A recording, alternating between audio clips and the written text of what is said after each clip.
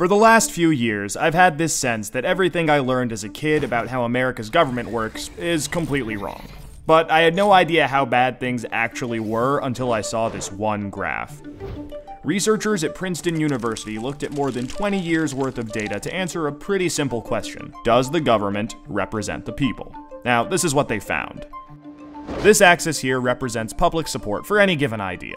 On the left, at 0%, are ideas that not a single American wants. On the right, at 100%, are ideas that everyone supports. This axis represents the likelihood of Congress passing a law that reflects any of these ideas, from a 0 to a 100% chance. On this graph, an ideal republic would look like this. If 50% of the public supports an idea, there's a 50% chance of it becoming law. If 80% of us support something, there's an 80% chance.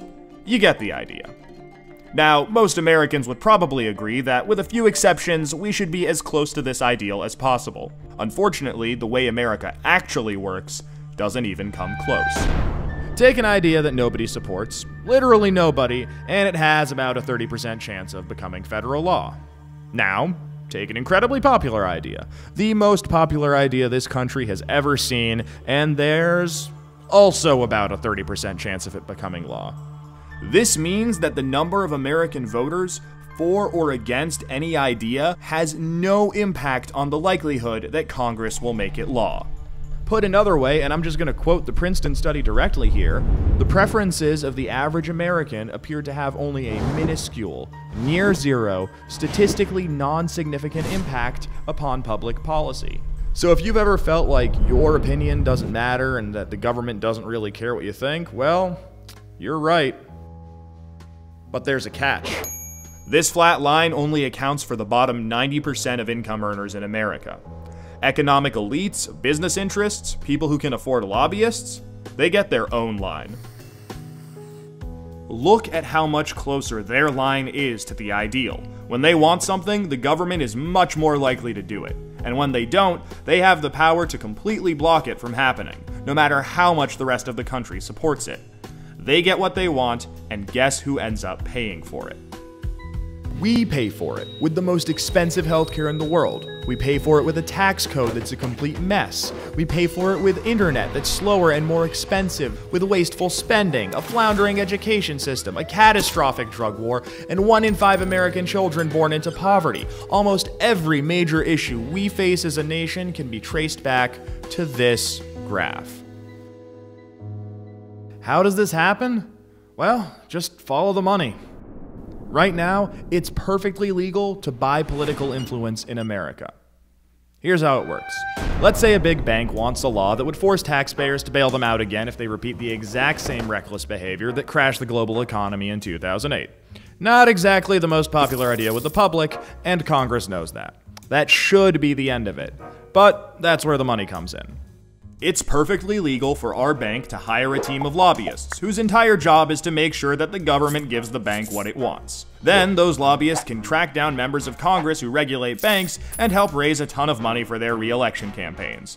It's perfectly legal for those lobbyists to offer those same politicians million-dollar jobs at their lobbying firm. Then, those lobbyists can literally write the language of this new bailout law themselves and hand it off to the politician they just buttered up with campaign money and lucrative job offers.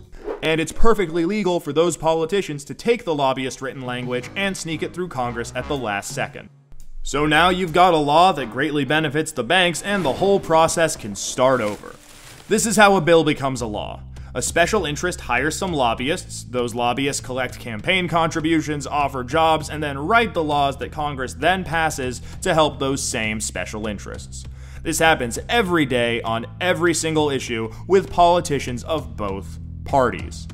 In the last 5 years alone, the 200 most politically active companies in the United States spent $5.8 billion influencing your government. Those same companies got $4.4 trillion in taxpayer support. And that's trillion, with a T. And that's just the top 200 companies. Never mind every other special interest, every union, every trade association, and every billionaire. Every single one of them can use their money to buy political influence. You know, there's this idea out there that this only became a problem after the Supreme Court's Citizens United decision in 2010. But the data goes back almost 40 years, and the results are clear. Corruption is legal in America. And as long as it is, anyone who can spend money to buy political influence will. The solution here isn't rocket science. Make corruption illegal. We already know Congress won't do it. I mean, one look at this chart will tell you that. What we need is a plan that lets us go around Congress and do what the American people do best. Fix this mess ourselves. Well, good news. We have that plan and it's already working. Now that we've got the problem covered, let us show you how to be part of the solution.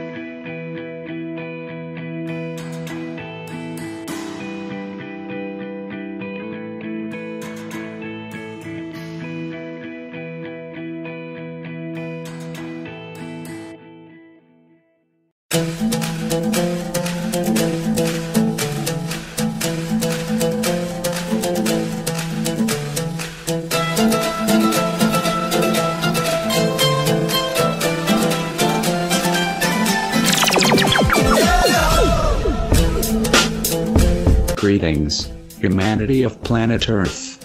We are anonymous. Many of you are aware of the oppressive acts of the Chinese government over the South China Sea or West Philippine Sea. Their claims over the said area is nothing but mere assumption, and without solid proof. Once again, we all must gather our brothers and sisters to stand against this tyranny.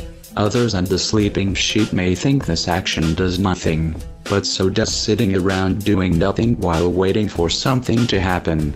China's pursuit of construction projects to assert its claims to disputed territory in the South China Sea is intensifying, and this is not acceptable. The land reclamation and buildups have expanded from the Spratly Islands, where China is pursuing military installations, including radar towers, gun emplacements, port facilities, and airstrips, to the Paracel Islands, just 400 kilometers off of the Vietnamese coast. According to the satellite imagery, Beijing is looking into major expansions of runway and airport facilities there. To the government of China, stop the reclamation. Do not put or establish any more structures on that location, thinking or claiming that you are the owner, considering that there is no final agreement between both and other parties. We are anonymous. We are legion. We do not forgive. We do not forget. This can no longer be tolerated. Government of China, expect us.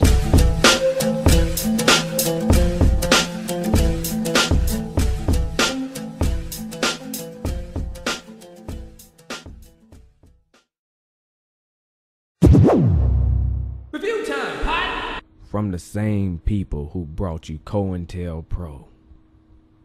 The same people who brought you the stage shootings. The same people who brought you 9/11 are now the same people who are bringing you this bullcrap. FBI has a new plan for high school students. What are these? Well, under the new guidelines, the FBI is instructing high school students across the country to report on students who criticize the government policies, saying that they are potential terrorists, warning that anarchist extremists are in the same category as ISIS, and young people who are poor, immigrants, or travel to suspicious countries are more likely to commit horrific violence. The wrong type of people to be talking about stuff like this, but let's just keep it going. And if you want to look it up, it is the FBI's Preventing Violent Extremism in Schools guidelines. I have the links in the description box. The way they are selling it is high school students are ideal targets for recruitment by violent extremists seeking support for their radical ideologies, foreign fighter networks, or conducting acts of violence within our borders. And see, this works with the brainwashing that you get from the news. So it would make sense to the little youngsters since their parents are brainwashed. So they will receive this bullcrap without hesitation, sheepishly. Oh, everybody else is doing it? I guess I gotta do it too. FBI suggests that all teachers incorporate a 2-hour block of violent extremism awareness training.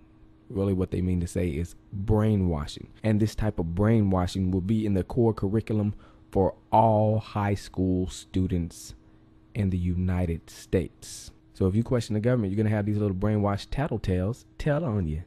Say, oh, he might be a terrorist. But it just ain't anti-government people. Look, it's animal rights people. See that the materials instruct students to watch out for extremist propaganda messages if they express government mistrust. If you see suspicious behavior that might lead to violent extremism, consider reporting it to someone you trust, like local law enforcement officials or police officers and FBI agents.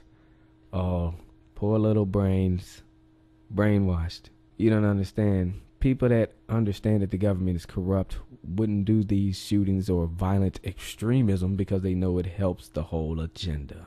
Yeah, but you don't care. The only thing you care about is being cool, and you only care about what everybody else is doing. That's why they're getting you in your little impressionable mind, because they know how heavily you are affected by peer pressure. So as long as everybody's not questioning anything, everything's okay. And we don't look at those people, but if they do, oh, you're gonna tell on them. This is the conditioning, this is the brainwashing, and it is wrong. Red Silver J, Twitter man, all I gotta say.